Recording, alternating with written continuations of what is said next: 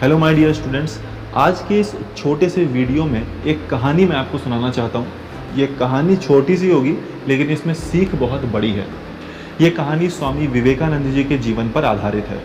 एक बार स्वामी जी नदी के किनारे खड़े होते हैं और एक नाव का वेट कर रहे होते हैं जिस नाव पर बैठ के वो नदी को क्रॉस कर सकें।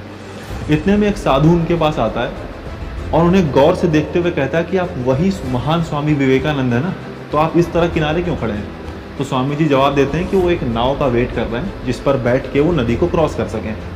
तो साधु हंसने लगता है और कहता है आप इतने महान हैं लेकिन खुद से एक नदी भी क्रॉस नहीं कर सकते, अब आप मुझे देखिए।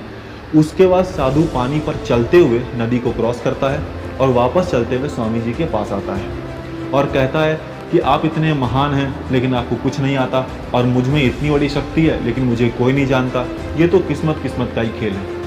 इतने में क्या होता है कि वो नाव नदी के किनारे तक चला आता है जिस नाव का स्वामी जी वेट कर रहे होते हैं। स्वामी जी साधु से कहते हैं कि अब इस नाव पर बैठकर मैं और आप दोनों लोग नदी के उस तरफ चलेंगे।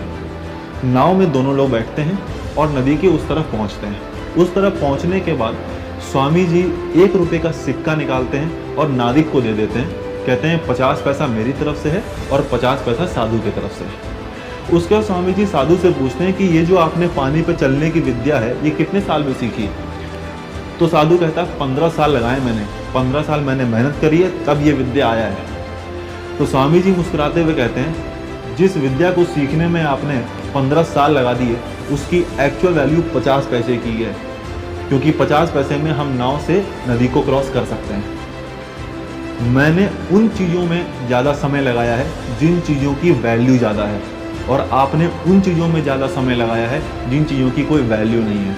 इसीलिए आपको कोई नहीं जानता और मुझे सब जानते हैं। इस कहानी से हम ये सीख सकते हैं कि अगर हमें मेहनत करना है तो हम मेहनत उन चीज़ों पर करें जिन चीज़ों की वैल्यू है। हम बेकार की चीज़ों में मेहनत ना करें जिनकी कोई वैल्यू नहीं है।